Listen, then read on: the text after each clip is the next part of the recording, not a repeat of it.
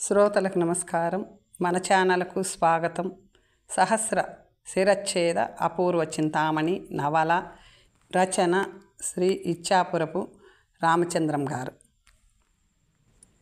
ఎవరో రాజకుమారుడు రేపు ఉదయం 10 గంటలకు వచ్చి ప్రశ్నలకు జవాబులు చెబుతాడంట దేవి అంది శోభ.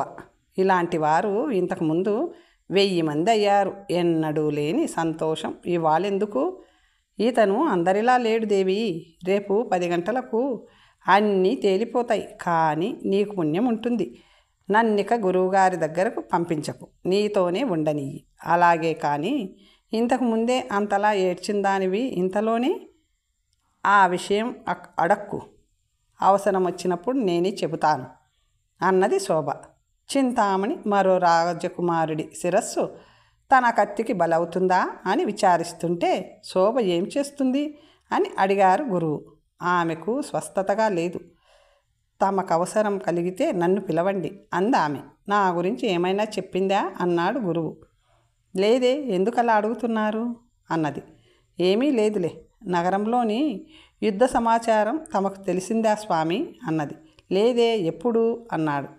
ఇంతకుముందే మహారాజులు చెప్పినట్లే అనేక మంది రాజులు ఏకమై వచ్చి నగరాన్ని ముట్టడించి యుద్ధం ప్రారంభించారు అంటూ తాను చూసింది చెప్పింది.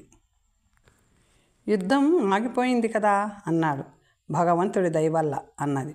నేనప్పుడు జపంలో ఉండి ఉంటాను. సరే, తానంతట యుద్ధం ఆగిపోయి నగరం ప్రశాంతమయ్యింది కదా, నువ్వు వెళ్ళు, నేను జపం చేసుకోవాలి అన్నాడు. చింతామణి నుంచి గురువు విషయం ఏమైనా వినవలసి ఉంటుందేమో అని భయపడిన శోభ అలాంటిదేమీ లేకపోవడంతో శాంతపడింది. ఆ తుచ్చుడు తన విషయం ఎవరికైనా చెబితే కళ్ళు చిల్లులు పడతాయని శపించబట్టి, కానీ లేకపోతే ఈ విషయం మహారాజుకు చెప్పి వాడి బతుకు బద్దలు చేసేదాన్ని. కానీ నా దేవుడు రానే వచ్చాడు. కొన్ని గంటలు ఓపిక పట్టానో నా నోములు ఫలిస్తాయి అనుకుంది. ఆ రాత్రి ఆమెకు నిద్ర పట్టనివ్వడన్ని ఆలోచనలు. తెల్లవారేసరికి రాజమందిరం నుంచి కొందరు సేవకులు వచ్చి చింతామణి మందిరాన్ని శుభ్రపరిచి అలంకరించి వేల కొద్ది ఆసనాలు హాలులో వేశారు. ఈ ప్రత్యేక ఏర్పాట్లు ఎందుకో తెలియకపోయినా అభ్యంతరం పెట్టవలసిన అంశము కనిపించలేదు చింతామణికి. శోభ చింతామణిని అద్భుతంగా అలంకరించి తాను అలంకరించుకుంది. ఇద్దరు పూజామందిరానికి పోయి దేవికి నమస్కరించారు. జగన్మాత, నేను పూనిన ఈ ఉపవాస దీక్ష 21 రోజులు గడిచి నిన్నటితో వ్రత సమాప్తి అయ్యింది. నా వ్రతానికి ఫలంగా చింతామణి ప్రశ్నలకు జవాబు చెప్పగల రాజకుమారుడు వేంచేశాడు. ఇకనైనా ఆమె కన్నెచెర వదిలించు మాత అని శోభ ప్రార్థించగా, చింతామణి జనని లోకమాత కేవలం ప్రాణదాతలని గురువులని వారి ఎందుండే కృతజ్ఞతా గౌరవాలతో చేసిన వాగ్దానాన్ని నిలబెట్టుకుందుకే కులదీపమైన 1000 మంది రాజకుమారుల శిరస్సులను ఖండించానే తప్ప నాలో లేశమైన హింసా ప్రవృత్తి లేదని నేను నివేదించను అక్కర్లేకుండా నీకే తెలుసు. ఆ పాపం నన్నంటనివ్వకు. ఇకనైనా ఈ నా హింసాకాండకు స్వస్తి పలికి నేను పూనిన ఘోర వ్రతానికి ఉద్యాపన చెయ్యి అని ప్రార్థిస్తుంటే మందిర ద్వారంలో గంట మోగించబడింది. వెంటనే బాలమహర్షి తన మందిరం వదిలి యువతలికి వచ్చాడు. చింతామణి సభామందిరం శోభాయమానంగా అలంకరించబడినందుకు ఆశ్చర్యపోయాడు. చాలా కాలం తరువాత మరో రాజకుమారుడు సాహసించి వచ్చినందుకు చింతామణి అలా ఏర్పాటు చేయించింది అనుకున్నాడు అతను. చింతామణి శోభ ఉన్న పూజామందిరం దగ్గరికి వచ్చాడు. అతన్ని చూడగానే శోభ చింతామణి వెనక్కి తప్పుకుంది. గంట మోగింది, నీ స్థానంలోకి వెళ్ళి ఉండు. ఎప్పటిలాగే ధైర్యం వీడకుండా ప్రతిజ్ఞ నిర్విఘ్నంగా కొనసాగించు అని హెచ్చరించాడు. చిత్తం గురుదేవా అంటూ ఆమె తన స్థానానికి వెళ్ళింది.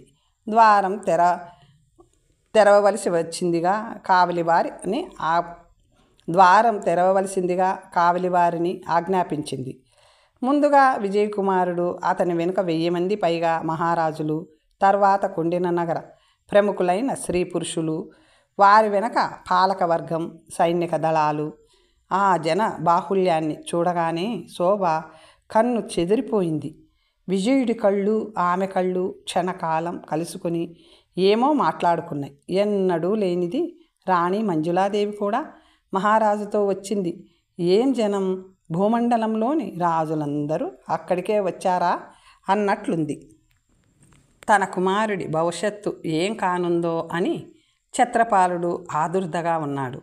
శాంతి భవనంలోని నగారా 10 గంటలు కొట్టింది. విజయ్ కుమారుడు తన కోసం ప్రత్యేకంగా అమర్చబడిన వేదిక మీద నిల్చొని ఉన్నాడు. తెర వెనుక చింతామణి కూడా లేచి నిల్చుంది. రాజకుమార, సంసిద్ధుడవై ఉన్నావా? గట్టిగా అడిగింది. సిద్ధంగానే ఉన్నాను. నీదే ఆలస్యం అన్నాడు. నీ పేరు? విజయ్ కుమార్. నీదే రాజ్యం? తండ్రి పేరేమిటి అని అడిగింది. నాది నాగాపుర సామ్రాజ్యం. నా తండ్రి పేరు ఛత్రపాలుడు. నా వ్రత నియమాలన్నీ తెలుసుగా అన్నది. తెలుసును. నేను అడిగిన ప్రశ్నలకు జవాబులు చెప్పలేకపోతే నేను నీ శిరస్సు ఖండించవలసి ఉంది. మరోసారి బాగా ఆలోచించుకొని నిర్ణయించుకో అన్నది. ఇప్పుడు ఇంకేం ఆలోచించవలసింది లేదు. కానీ నువ్వు అడిగే ప్రశ్నలు నీకై నువ్వు స్వంతంగా అడుగుతున్నావా, లేక వాటిని నీకెవరైనా చెప్పి నీ చేత అడిగిస్తున్నారా అన్నాడు. అడిగిస్తున్నారు అన్నది. ఎవరు?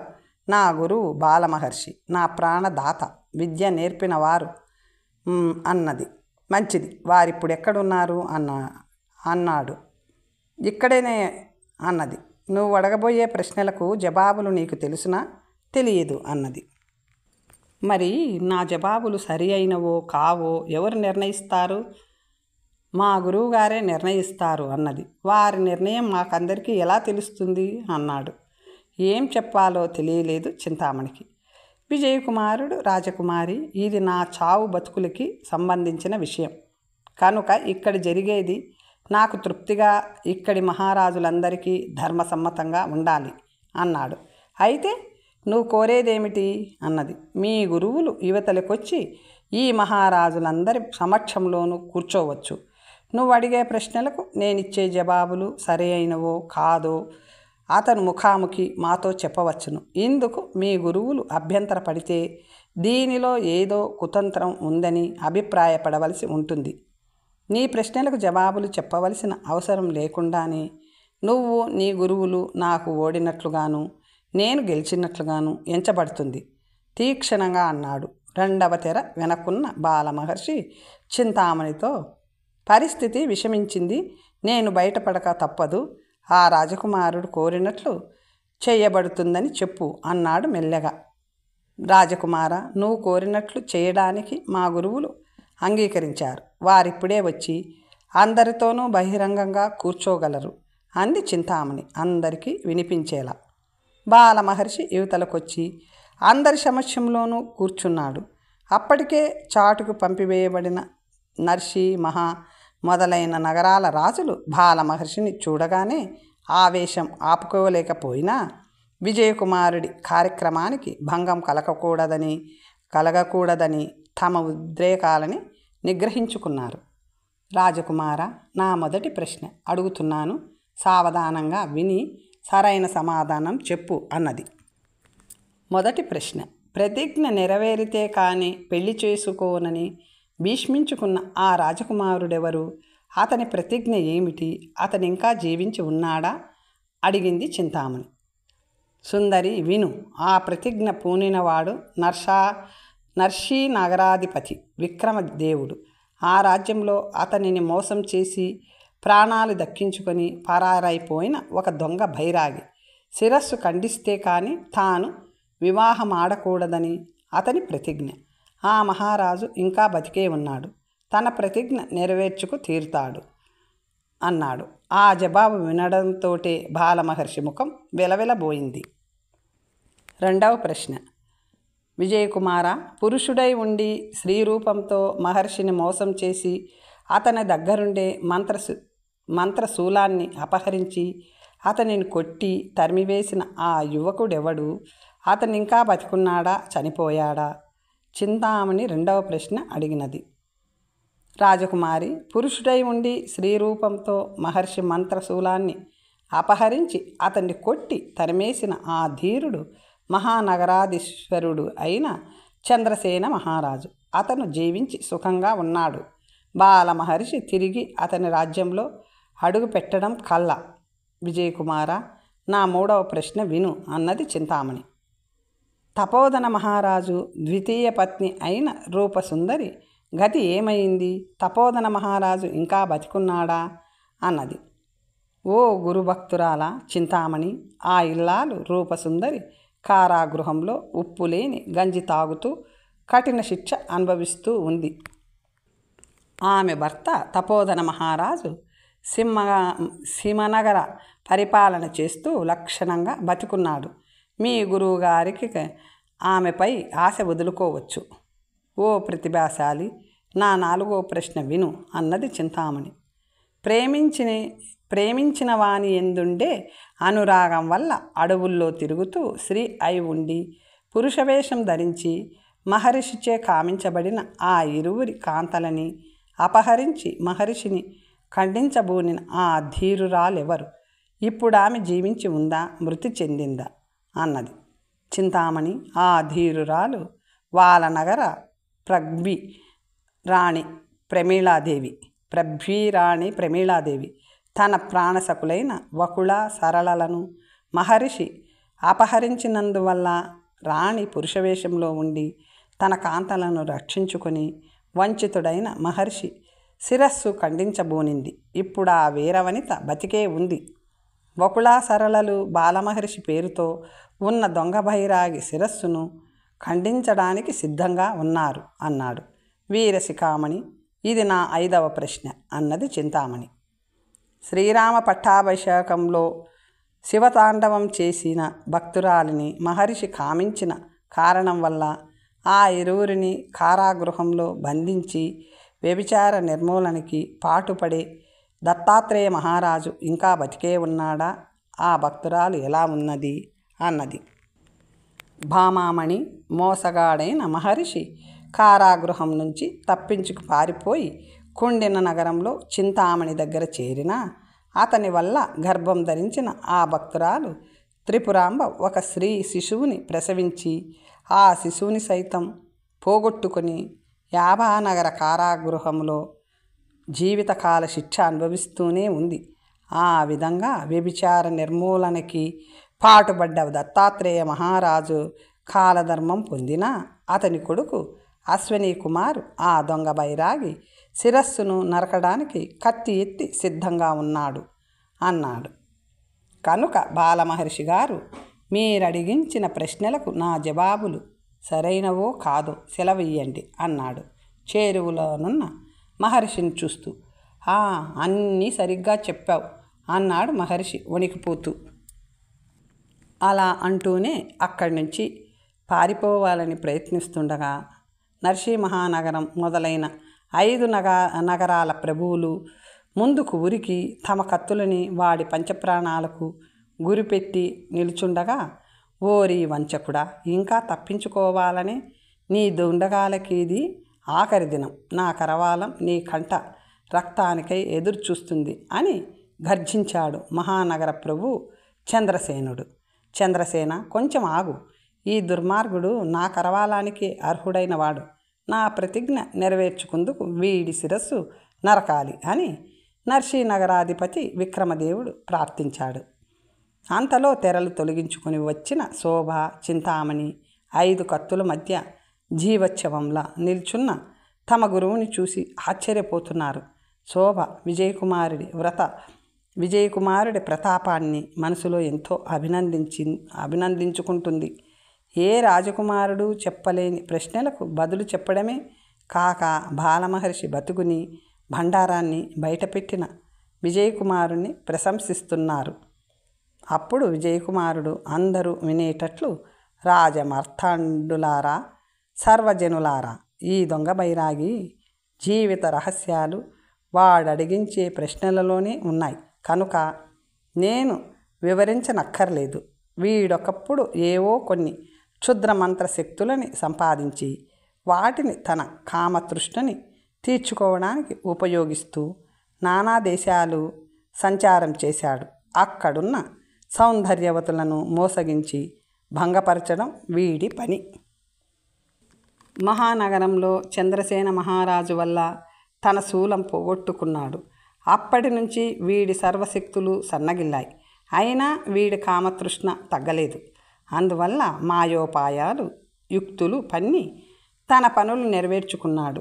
నర్షి, మహాసిమ, వాల, యభా నగరాలలో వరుసగా విక్రమదేవుడు, చంద్రసేన, తపోధన, ప్రమీల, దత్తాత్రేయుల పాలనలోని ఉత్తమ స్త్రీలను భంగపరచబోయి ఆయా ప్రభువులచే తానే భంగపడ్డాడు. ఇప్పుడు ఆ 5గురు ఇక్కడ తమ 5 కత్తులని ఆ వంచకుడి కంఠానికి గురిపెట్టి నిల్చున్నారు. ఇక్కడికొచ్చి రాజకుమార్తె కాకతాళీయంగా రక్షించబడితే అది తన ప్రభావమే అని కీర్తికామ మహారాజును నమ్మించి చింతామణి భక్తి విశ్వాసాలు సంపాదించాడు. ఆమె ద్వారా ఈ ప్రశ్నలు అడిగించి తాను మునుపు సంచరించిన నగరాల వృత్తాంతాలు కోరాడు. ఒకవేళ ఆయా ప్రభువులు మరణించి ఉంటే తిరిగి తానక్కడికి పోయి తన దుండగాలు సాగించవచ్చునని వీడి అభిప్రాయం. ఇందరికీ పని కల్పించిన వీడు సామాన్యుడు కాడు. వీడి ప్రోత్సాహం వల్ల చింతామణి చేత వధించబడిన 1000 మంది రాజకుమారులలో నా ఆత్మీయుడు బిల్వనగర యువరాజు అయిన ఆనందకుమారుడు కూడా ఉండడం వల్లనే నేను ఈ హింసాకాండను అరికట్టడానికి కొండను తవ్వి ఎలుకను పట్టుకోవలసి వచ్చింది అని విజయుడు బాలమహర్షి వైపు చూసి, ఏమండి గురువుగారు, నేను చెప్పిన మీ చరిత్రలో ఏమైనా పొరపాట్లుంటే సవరించండి అన్నాడు. అతను తలెత్తకుండా, రాజకుమారా, నేటితో నా ఆయువు తీరిపోయింది. నా చావు గురించి నాకు విచారం లేదు. దుర్భేద్యములైన నా జీవిత రహస్యాలను అన్వేషించి నా ప్రశ్నలకు నువ్వు కనుక బదులు చెప్పగలిగావు. ఇది పరుల అలివి కాని పని. నీలాంటి ప్రతిభాశాలి భూమండలంలో మరొకడుండడు. నువ్వు చెప్పిందంతా సరైనదే అన్నాడు. అయితే ఇప్పుడు వీడిని వధించే అవకాశం ఎవరికివ్వాలి? ఈ 5గురు రాజులు నాతో బహుదూర దేశాల నుంచి అనేక కష్టాల కోర్చి ఈ పాపి తల నరకడానికని వచ్చారే అన్నాడు విజయుడు. వకుళ, సరళలు ముందుకొచ్చి, విజయకుమార, స్త్రీలను అవమానించిన ఈ కపట బైరాగి స్త్రీల చేతులలోనే చావడం యుక్తం అన్నారు. వీడి కంఠరక్తం కోసం నా కరవాలం చిరకాలం నుంచి వేచి ఉంది. ఈ తుచ్చుణ్ణి నేను చంపి నా ప్రతిజ్ఞ నెరవేర్చుకుంటాను అన్నాడు విక్రమదేవుడు.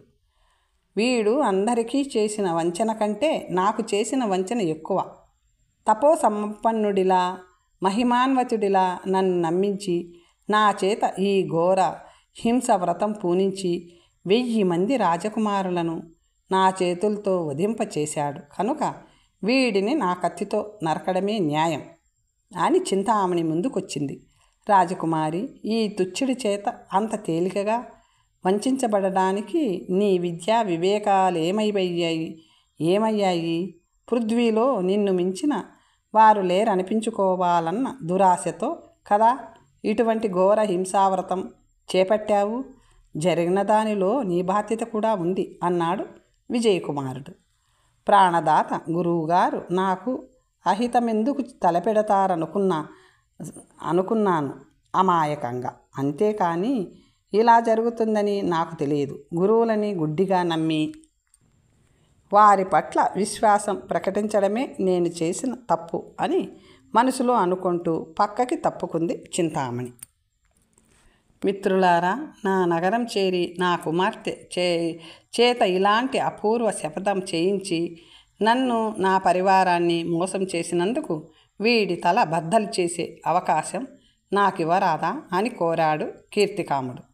మహాజనులారా, ఈ కపట బైరాగిని వధించే అవకాశం ఎవరికి ఇవ్వాలో నేను నిర్ణయించలేకపోతున్నాను కనుక ఎవరికి ఎలా తోస్తే అలా చేయండి అనేశాడు విజయుడు. అతను అలా అనడమే తడవు విక్రమదేవు కసితీరా అతని కంఠంలో తన కత్తి గుచ్చాడు. మిగిలిన 4 కూడా వకుళ, సరళలతో పాటు వాడి ప్రాణాల్ని తమ కత్తులకి పంచి ఇచ్చి కక్ష తీర్చుకున్నారు. ఆ నీచుడి కళేబరం ముక్కలు ముక్కలుగా రక్తంలో తేలసాగింది. ప్రభువులారా, ఈ పాపికి ఈ నగర శ్మశాన భూమిలోనే సమాధి నిర్మించి దానిపైన వీడి జీవిత చరిత్రని సంగ్రహంగా శాసన రూపంలో రాయించి ముందు తరాల వారు గుణపాఠం నేర్చుకునేలా చేయండి. ఒక జీవి ఎంత నీచుడైనా ఉత్తరలోకాలలో శాంతి కావాలి కనుక అందుకు అవసరమైన కర్మలు చేయించి 1,00,000 మంది ప్రజలకు అన్నదానం చేయించి లోక కంటకుడు హతమైనందుకు సంతోషించండి అని విజయుడు అనడమే ఆలస్యంగా వాటి అమలుకు పెద్దలు పూనుకున్నారు. వధించబడిన 1000 శిరస్సులు మందిరానికి వేలాడుతుంటే తమ కుమారులు సజీవులే అని విజయకుమారుడు ఎలా అంటున్నాడో ఆ తండ్రులకు అర్థం కాలేదు. ఎవరికి తోచినట్లు వారు వ్యాఖ్యానించసాగారు. విజయకుమారుడు మొండ్యాలు పారవేయబడిన గోతి దగ్గరకు వెళ్ళి వాటినన్నిటినీ లెక్క పెట్టాడు. శిరస్సుల సంఖ్యకి దానికి సరిపోయినందుకు తృప్తిపడి వచ్చి, ప్రభువులారా, చింతామణి చేత వధించబడిన మండాలన్నీ ఈ మందిరం వెనుక గల గోతిలో వేయబడి ఉన్నాయి. మీరా గోతి దగ్గర వేచి ఉండండి అన్నాడు. మృతులైన వారి తల్లిదండ్రులే కాకుండా ఇతర ప్రముఖులు కూడా అక్కడికి పోయి చూడసాగారు. విజయకుమారుడు శాంతిభవన ద్వారానికి వేలాడగట్టబడిన శిరస్సులను పదిలంగా తీయించి వాటిని మొండాలన్నీ ఉన్న గోతిలో వేయమని ఆజ్ఞాపించాడు. అప్పుడు శోభాదేవిని పిలిపించమని కీర్తికాముడిని కోరాడు. ఆమె వచ్చి తననెందుకు పిలిచాడా అని విజయుడి వైపు బెదురు చూపులు చూసింది. కోమలి, నువ్వేమీ కంగారు పడక్కర్లేదు. మీ చింతామణి చేత హతులైన ఈ 1000 మంది రాజకుమారులు ఇప్పుడు నీ వల్ల పునర్జీవులు కావాలి. నేనా? నా వల్లనా? మృతులు జీవించడమా అన్నది. అవును, నీ వల్లనే వీరందరూ బ్రతుకుతారు. నా మాటల్లో విశ్వాసముంచి నేను చెప్పినట్లు చెయ్యి. ఫలాలకు బాధ్యుడిని నేనే. నీ శక్తి నీకు తెలియదు. నాలో అంత శక్తి ఉందా అన్నది. ఉంది, పోయి అభ్యంగన స్నానం చేసి శుచిగా రా. ఆమె వెళ్ళి వచ్చేలోగా ఆ గోతిని కప్పగలిగినంత పెద్ద వస్త్రం తెప్పించాడు. శోభ, ఈ వస్త్రాన్ని ఆ గోతి మీద కప్పు. ఆమె కప్పింది. రాజకుమారులు మొండాలతోనూ శిరస్సులతోనూ ఉన్న ఈ గోతికి 3 మారు ప్రదక్షిణం చెయ్యి. నువ్వింతకాలం పూజించిన దేవిని హృదయంలో నిలుపుకొని ధ్యానం చేసి తరువాత, జగన్మాత, నా పూజా ఫలితంగా ఈ రాజకుమారులందరినీ సజీవులుగా చెయ్యి. జై మహాకాళి అని నమస్కారం చెయ్యి. అంతవరకే నువ్వు చేయవలసింది. అప్పుడు నీ శక్తిని నువ్వే కాక ఇక్కడి వారందరూ అర్థం చేసుకుంటారు అని చెప్పిన విజయుడి పాదాలను కళ్ళకద్దుకొని, విజయ, నువ్వే నాకు ఆదిదేవుడివి. నా హృదయంలో ముందు నిలిచింది నువ్వే. ఆ తరువాత దేవి నిలిచింది. నిష్కామినై నీ ఆజ్ఞలు శిరసా వహించడమే నా కర్తవ్యం అంటూ అతను చెప్పిన విధంగా ఆ గోతికి 3 మారు ప్రదక్షిణం చేసి నమస్కరించి తన ఆరాధ్య దేవిని మనసులో నిలుపుకొని, జగన్మాత, నా పూజా ఫలితంగా ఈ రాజకుమారులందరినీ సజీవులుగా చెయ్యి. జై మహాంకాళి అని కళ్ళు మూసుకొని చేతులు జోడించింది శోభ. ఆమె ఇంకా కళ్ళు తెరవలేదు. జోడించిన చేతులు వీడనే లేదు. అందరికీ ఆశ్చర్యం గొలుపుతూ ఎవరి మొండానికి వారి శిరస్సులు అతుక్కుపోవడం, ఒక్కొక్క రాజకుమారుడు చెక్కు చెదరక నిద్ర మేల్కొన్నట్లు ఇల్లు వదిలినప్పుడు ధరించిన వస్త్రాలు అలంకారాలతో గోతిలో నుంచి లేచి రావడము, వారి తల్లిదండ్రులు ఆశ్చర్య ఆనందాలతో వారిని కౌగిలించుకున్నారు. శోభ కళ్ళు తెరిచేటప్పటికి అంతా మహామాయగా కనిపించింది. తాను చూస్తుండగా చింతామణి చేత ఖండించబడిన రాజకుమారులందరూ వారి వారి తండ్రుల కౌగిళ్లలో తన్మయానందం అనుభవిస్తుంటే కన్నుల పండుగగా తిలకించింది శోభ. చనిపోయిన 1000 మందిని మళ్ళీ బతికించగల మహత్తర శక్తి శోభాదేవిలోనే ఉందో విజయకుమారుడిలోనే ఉందో ఎవరికీ అర్థం కాలేదు. చచ్చి బతికిన వారి కోసం ఆనందించేవారు అందరూ శోభ విజయకుమారులకి మొక్కారు. బిల్వనగరాధిపతి ధర్మపాలుణ్ణి, అతని కొడుకు ఆనందకుమారుని చూసి కీర్తికాముడు అపరిమిత ఆనందంతో కౌగిలించుకున్నాడు. విజయకుమారుడితో తమకి గల పూర్వపు బాంధవ్యం తెలుసుకొని మరింత మురిశారు. ప్రభువులారా, పరిపాలకులారా, మీరిప్పుడే మీ నగరానికి పోకూడదు. మీ చేతుల్లో హతమై మీ వల్ల పతనం కావలసిన నేను, నా సామ్రాజ్యం విజయకుమారుడి వల్ల పునరుద్ధరించబడ్డాయి. నిర్ణయానుసారం అతనికి నా కుమార్తెనిచ్చి వివాహం చేయవలసి ఉంది. ఆ శుభకార్యం జరిగించి మరీ వెళ్ళండి అని కీర్తికాముడు ప్రార్థించాడు. శోభాదేవి ముఖం వెలవెలబోయింది. తన విజయుడు తనకి దక్కడు కాబోలని భయపడుతూ విజయుడి ముఖంలోకి చూసింది. ఇంతలో ధర్మపాలుడు ముందుకొచ్చి, బావా, చింతామణి ఆనందకుమారు ఇంతకుముందే ప్రేమించుకున్నారు కదా, ఆ ఇద్దరి వివాహం చేయాలని మనం నిశ్చయించుకున్న విషయం మర్చావా అని అడిగాడు. కీర్తికాముడికిప్పుడు సందిగ్ధం ఎదురయ్యింది. వైద్యుడు సారి చెప్పాడు. రోగి పాలే కోరాడన్న సామెతగా అయినందుకు విజయుడు తనలో తానే నవ్వుకొని, చింతామణి ఆనందుల ప్రేమ భగ్నం చెయ్యకండి. ఎవరికి అభ్యంతరం లేకపోతే శోభాదేవి నాకు దేవి కాగలదు అన్నాడు. శోభ గుండెల్లో బరువు తగ్గింది. విజయకుమారుడి ఉదార బుద్ధిని అక్కడి వారందరూ ఎంతో పొగిడారు. శోభ భాగ్యమే భాగ్యం, ఆమె నాకు చింతామణితో సమానురాలు. ఈ సంగతి వింటే మంజులాదేవి ఎంత సంతోషపడుతుందో అనుకుంటూ కీర్తికాముడు తన మందిరానికి బయలుదేరాడు. అతను వెళ్ళేటప్పటికి మంజులాదేవి తన వజ్ర వైఢూర్య మాణిక్య ఆభరణాలన్నీ గుట్టగా పోయించి 2 సమభాగాలు చేస్తుంది. ఏం చేస్తున్నావు అని అడిగిన మహారాజుకి, నా ఆభరణాలు 2 భాగాలు చేస్తున్నాను. ఒకటి శోభకి, రెండవది చింతామణికి. ఆ కన్యలకి నీ ఆభరణాలే పంచివ్వాలా? వాళ్ళ భర్తలు సామ్రాజ్యాధిపతులే. ఏమో, అదంతా నాకు తెలియదు. నా పిల్లలు ముందు నా ఆభరణాలు పెట్టుకోవాలి. శోభ, చింతామణి ఇద్దరు చెరో రాసి తీసుకొని పెట్టుకోండి అన్నది. ఇంతకీ కన్యలిద్దరికీ వరులెవరో తెలుసా? అది వాళ్ళిష్టం, మనదేముంది? ఆనంద్ బతికి ఉంటే చింతామణికి చేసుకోవాలనుకున్నాను.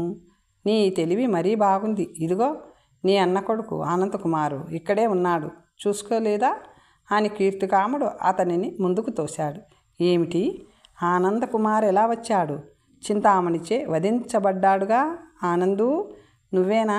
ఎలా బతికావు నాయనా అంటూ ఆమె అతన్ని దగ్గరకు తీసుకుంది. నేనే కాదు, చింతామణి చేత హతులైన వారందరినీ శోభాదేవి బతికించింది అన్నాడు. శోభ, దానికంత శక్తి ఎలా వచ్చింది? ఇన్నాళ్ళు ఆ భైరాగితో ఉండి మంత్రాలు అవి నేర్చుకుంది కాబోలు. శోభ, మంచి పని చేశావు. నా కల నిజమైందన్న సంతోషంలో మతి పనిచేయక ఆనందుని చూడనే లేదు అని విజయకుమారుని చూసింది. నువ్వే కదూ మా చింతామణి ప్రశ్నలకు బదులు చెప్పావు. నువ్వు మా శోభని పెళ్లి చేసుకుంటావా నాయనా అంది. అది మహాబుద్ధిమంతురాలు అంది. మీరెలా చెబితే అలా చేస్తాను. నేను మీకు పరాయవాణ్ణి కాను. ఆనందకుమారు నాకు దాయాదే. అలాగా, నాకు సంతోషం మరీ ఎక్కువైపోతుంది అన్నది మంజులాదేవి. మతి మరింత పోకుండా చూసుకో. ఇంతకీ మీ అన్నని చూసుకున్నావా? ముందే చూశాను. మా వదిన పాంచాలమ్మ వచ్చిందా అన్నది. ఆవిడని మన వాళ్ళందరినీ తీసుకురావడానికి కొందరు బిల్వనగరం వెళ్ళారు. విజయకుమారుడి తల్లిదండ్రులు ఛత్రపాల రమాదేవిలను ఆత్మీయులని తీసుకురావడానికి కొందరు నాగపురం వెళ్ళారు. బాగుంది. వాళ్ళు వచ్చేసరికి ముహూర్తాలు నిర్ణయించి ప్రయత్నాలన్నీ చేసేయండి. ఈ సంగతి నాకు స్వప్నం వచ్చినప్పుడే చెప్పాను అన్నది మంజులాదేవి. నిజమే దేవి అంటూ తన వాళ్ళందరినీ అక్కడి నుంచి తీసుకువెళ్ళాడు కీర్తికాముడు. చింతామణి, శోభ, మీరిద్దరూ కొంచెం సేపు ఉండండి. శోభ, నీకు పెళ్ళికొడుకు నచ్చాడా? చింతామణి అడగక్కర్లేదులే, ముందు నుంచి మనసులు కలుపుకున్న వాళ్లే అడిగింది మంజులాదేవి. శోభ చాలా గుట్టుకల మనిషమ్మా. విజయకుమారుని ఇంతకుముందే ప్రేమించిందని నా అనుమానం. చెల్లి, నేను ఆ రహస్యం కాపాడకపోతే మనమందరము ఇలా సుఖంగా ఉండకపోదుము. నీ ఊహ నిజమే. నేనతనికేనాడో మనసిచ్చాను అంటూ తాను విజయకుమారుణ్ణి తొలిసారి కలిసింది మొదలు అంతా చెప్పి బాలమహర్షి తనని నిర్బంధించిన విషయము, ఎవరికైనా చెబితే కళ్ళు చిల్లులు పడతాయని శపించిన విషయము చెప్పి వారిని ఆశ్చర్యపరిచింది. మోసగాడైన గురువుని చింతామణి ఎంతో నిందించింది. శోభ వివేకాన్ని, దూరదృష్టిని తల్లి కూతుళ్ళిద్దరూ ప్రశంసించగా, అది నా ప్రజ్ఞ కాదు, నేను కొలిచిన అమ్మవారి దయ, జగన్మాత మీద నిండు విశ్వాసముంచి కొలిస్తే ఏ విధమైన కష్టాలు కలుగవు. నరులను నమ్మిన వారికి చెరుపు ఉండవచ్చును, కానీ దేవతలను కొలిచిన వారికి ధైర్యం ఉండదు అంది శోభాదేవి. నువ్వు లేకపోతే మా దేశం, నగరం, మేము నశించిపోయేవారమే. ఆ గొప్పతనం విజయకుమారుడిది. తను కంకణం కట్టుకొని దేశ విదేశాలు తిరిగి అష్టకష్టాలు పడి సాధించాడు. కనుకనే మనమందరం ఇలా సుఖంగా ఉన్నాం. అక్క, పెళ్ళవగానే నువ్వు విజయకుమారుడితో వెళ్ళిపోతావు కాబోలు భారంగా అంది చింతామణి. ఆనందకుమార్తో నువ్వు వెళ్ళిపోవా అన్నది శోభ. నేను శోభ దగ్గర కొన్నాళ్ళు, చింతామణి దగ్గర కొన్నాళ్ళు ఉంటూ జీవితం గడుపుతాను అంది మంజులాదేవి, ఇద్దరిని తీసుకొని హృదయానికి హత్తుక్కుంటూ. దేవేంద్ర వైభవం ఎందుకు చాలదన్నట్లు ఎంతో వైభవంగా జరిగాయి 2 వివాహాలు. లక్షలాది హాజరైన వివాహ వేదిక అది. కీర్తికామ దంపతులు కన్యలిద్దరకు అత్యంత వైభవంగా వివాహం జరిపించారు. కయ్యానికొచ్చిన 1000 మంది రాజులతోనూ నెయ్యంతో విందులు కుడిచారు. పైనుండి వచ్చిన వారు ఎవ్వరి రాజధానికి వారు వెళ్ళిపోగా, ముఖ్య బంధు పరివారాన్ని మాత్రం అప్పుడే పోనివ్వక కొంతకాలం తన నగరంలో ఉండమన్నాడు మహారాజు. శాంతి భవనం వెనుక అదే సరస్సు. మనం మొదటిసారి ఇక్కడే కలుసుకున్నాం, జ్ఞాపకముందా? తన ఒడిలో తలపెట్టుకొని పడుకున్న విజయుడిని అడిగింది శోభ. వెన్నెల ఆహ్లాదంగా కాస్తుంది. అవును అన్నాడతను. ఆమె అతన్ని ముద్దు పెట్టుకోవాలని ముందుకు వంగగా, ఆమె కంఠహారాలతో పాటు ఒక తావీజు కూడా అతని ముఖం మీద పడింది. ఇదేమిటి శోభ, తాయెత్తు కాదా? వశీకరణ యంత్రమా? ఏమో, ఇది నీకెక్కడిది? ఏమో, ఎప్పటి నుంచో ఉంది. ఎవరు వేశారో ఎందుకు వేశారో తెలియదు. ఉన్నదాన్ని తీసేయడం ఎందుకని ఊరుకున్నా. దీని గురించి నీకేమీ తెలియదన్నమాట. ఊహు, నిన్నెవరో వర్తకులు తెచ్చి ఈ నగరాధిపతికి అమ్మారని చెప్పావు కదూ? లోపలేముందో తాబీజు విప్పి చూద్దామా? నాకు లేని కుతూహలం నీకెందుకు? అయినా నీకు అభ్యంతరమే ఏమిటి? అలాగే చూడు అంటూ ఆ తాయెత్తుని బొందుతో సహా తీసి అతనికిచ్చింది. అతను దానిని విప్పగా లోపల ఒక రాగిరేకు దాని మీద రాత కనిపించాయి. వశిష్ఠ సోదరి అయిన త్రిపురాంబకి, భక్త సమాజ నాయకుడైన మహర్షికి ఈ బిడ్డ జన్మించింది. ఈమెను ఎవరైనా నిరభ్యంతరంగా పెంచి పెద్ద చేయవచ్చును. ఇట్లు యాభానగర సార్వభౌముడు దత్తాత్రేయుడు. అది చదివిన విజయుడికి దత్తాత్రేయుని కొడుకు అశ్విని కుమారు చెప్పిన కథ జ్ఞాపకం వచ్చింది. అతను ఆశ్చర్యపోయి, విన్నావు కదా శోభ అని అడిగాడు. నాకేమీ అర్థం కావడం లేదు అన్నది శోభ. అయితే విను. బాలమహర్షి 5వ ప్రశ్న యాభానగరానికి సంబంధించినది. ఆ భక్తురాలికి, ఈ కపట మహర్షికి నువ్వు పుట్టావన్నమాట. ఆ నీచుడు నాకు తండ్రా? నా తల్లి యాభానగరం కారాగృహంలో శిక్ష అనుభవిస్తుందా? అవును, ఆ నగర రాజు స్వయంగా ఆ చరిత్రంతా చెప్పాడు అని అతను ఆ కథనంతటిని శోభకి వివరించాడు. ఆమె ఒక నిట్టూర్పు వదిలి, నా తల్లిదండ్రులు ఎంత నీచులు, నా జన్మ ఎంత పాపిష్టిది అంది విచారంగా. అందుకు విచారించక్కర్లేదు. హిరణ్యకశిపుడికి ప్రహ్లాదుడు పుట్టలేదు. నువ్వు విశాల హృదయుడివి కనుక అలా అంటున్నావు. నా తండ్రి నన్ను బలవంతం చేశాడు. అదొకటా? శోభ తనను గురువు నిర్బంధించడము, అప్పటి తన నిస్సహాయ స్థితి చెప్పి, భగవత్ ప్రేరణ వల్ల అదే క్షణంలో నువ్వు గంట మోగించావు, అందువల్ల నేను ఆ ప్రమాదం నుంచి బయటపడ్డాను అంటూ వివరించింది. అప్పటికి కానీ వాడి పాపాలు పండలేదు. ఆ ఆఖరి తప్పుతో వాడి ఆయు ప్రమాణం తీరిపోయిందన్నమాట. సరే శోభ, ఆ విషయమంతా మర్చిపో. ఆ దుర్మార్గుడి తలుపు మనసులోకి రానివ్వకు.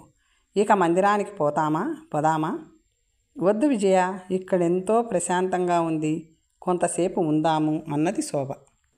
మా నాయనగారు ఛత్రపాలుడు మన నాగపురం ప్రయాణం గురించి హెచ్చరిక చేస్తున్నారు. ఎప్పుడు పోదాం?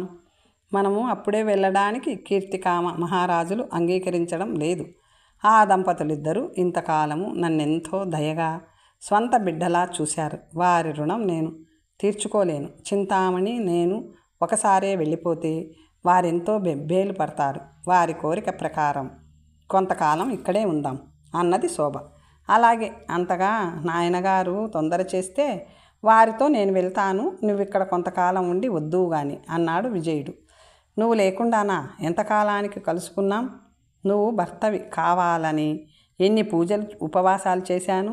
ఆ దేవి కరుణించి నిన్ను ప్రసాదించింది. ఇంతలోనే వియోగం నేను భరించలేను విజయ అందామె కళ్ళు చెమ్మగిల్లగా. వద్దు శోభ, నా కంఠంలో ప్రాణముండగా నువ్వు కంట తడి పెట్టకూడదు.